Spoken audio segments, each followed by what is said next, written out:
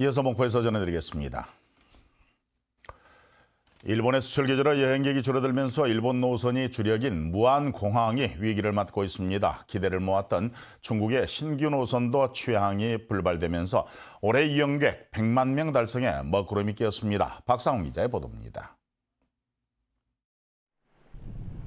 무안과 오사카를 잇는 항공기가 활주로에 들어옵니다. 매일 연결되던 무안 오사카 노선이 오는 26일부터 주 4회로 줄어듭니다. 도쿄 노선의 운항 횟수도 다음 달부터 줄어듭니다. 오이타와 기타 규슈를 잇는 하늘길은 이달 초 잠정적으로 폐지됐습니다. 일본의 수출 규제로 승객이 줄고 있기 때문입니다. 전체 이용객의 30%를 차지하는 일본 노선이 위축되면서 올해 목표로 했던 이용객 100만 명 돌파가 사실상 어려워졌다는 전망이 나오고 있습니다. 일본 승객 감소를 중국 노선으로 만회하려던 계획도 차질을 빚고 있습니다. 중국 정부가 외국 항공사의 신규 취항을 전면 금지함에 따라 오는 22일 운항을 시작할 예정이던 무안 장자재 노선 취항이 취소됐습니다. 다만 옌지 노선은 21일 첫 운항에 들어갑니다. 중국 민항 사정으로 인해서 그것은 지금 협의가 덜 돼서 못 두고 있습니다. 영원히 안 뜬 게 아니고 당분간 좀 중국과 협의가 좀 협상이 안 돼서 좀 미뤄지고 있는 것 같습니다. 국제선 전기 노선 활성화를 통해 개항 이후 첫 이용객 100만 명 돌파를 노렸던 무안공항이 연이은 악재에 위기를 맞고 있습니다. KBS 뉴스 박상훈입니다. 전남도가 일본의 수출 규제와 화이트리스트 제외 등으로 어려움에 처한 중소기업들의 안정적 경영을 돕기 위해서 긴급 경영안정 자금을 지원합니다. 전남도는 신청기업에 대해서 최대 5억 원까지 지원하고 실제 기업 부담의 이자는 평균 1.8%보다 높지 않을 것으로 예상했습니다. 전남도는 또 이미 중소기업 경영안정 자금을 이용하고 있는 기업에 대해서도 원금의 상환을 1년 이내 유예해 줄 방침입니다.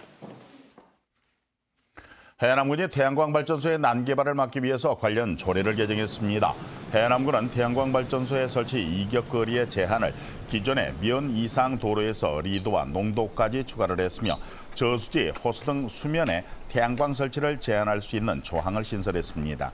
해남군은 이번 조례를 바탕으로 태양광 개발로 인한 주민과 사업자 간의 갈등이 다소 완화될 것으로 전망했습니다. 지난 17일 저녁 7시쯤 광주시 서구 금호동의 한 아파트에서 81살의 서모 씨가 한약재인 초를 먹고 병원에서 치료를 받다 숨졌습니다. 경찰은 서 씨가 허리 디스크 수술 후 후유증으로 통증에 시달리다가 초를 복용해온 것으로 밝혔습니다. 초에는 독성인 아코니틴이 들어있어서 조금만 먹어도 구토나 경련 등을 일으키는데 지난 6월에도 요리에 초를 넣고 끓여 먹은 75살의 양모 씨가 숨졌습니다.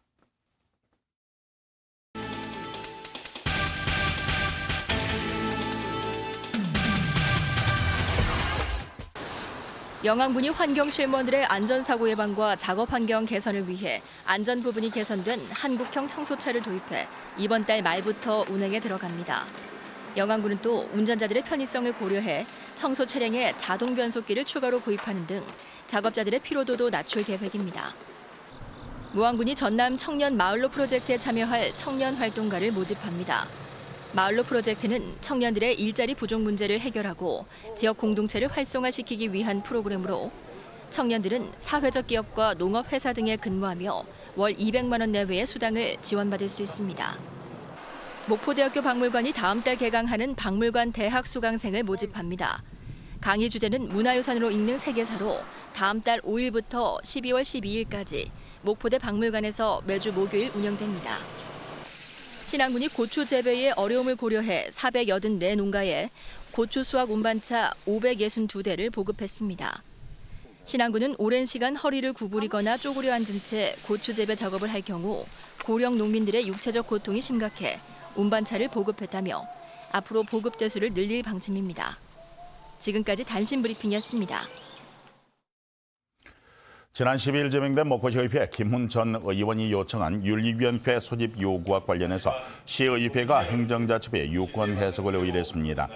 김유환 목포시의회 의장은 지난주에 제명된 김훈 전 의원이 제기한 김수미 의원의 성추행 의혹과 관련해서 특정 사안으로 제명된 전 의원이 관련 문제로 다시 윤리위를 개최할 수 있는지 행자부에 유권 해석을 의뢰했다고 밝혔습니다. 한편 선거관리위원회도 제명 사실이 통보됨에 따라서 내년 보궐선거의 개최 여부 등을 파악 중인 것으로 알려졌습니다.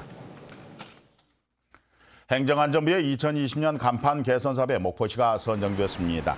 이에 따라 목포시는 개항, 문화거리, 노후 간판 개선 등에 내년도 7억 원의 사업비를 확보해 간판 개선 비용의 90%를 지원할 예정입니다. 목포시는 근대 역사 문화가 잘 보존된 원도심의 역사 문화적 특성을 반영한 도시 경관 개선에 나서겠다고 밝혔습니다. 농촌 인구의 감소와 고령화로 인해서 일손이 부족한 전남 지역 농가에 드론을 활용한 방제 면적이 해마다 늘고 있는 것으로 나타났습니다. 농협 전남지역본부가 집계한 자료를 보면 드론을 활용한 공동 방제 규모는 지난 2014년에 4만 6천 헥타르에서 지난해는 8만 2천 헥타르로 5년 동안 78%가 증가했습니다. 지금까지 목포였습니다.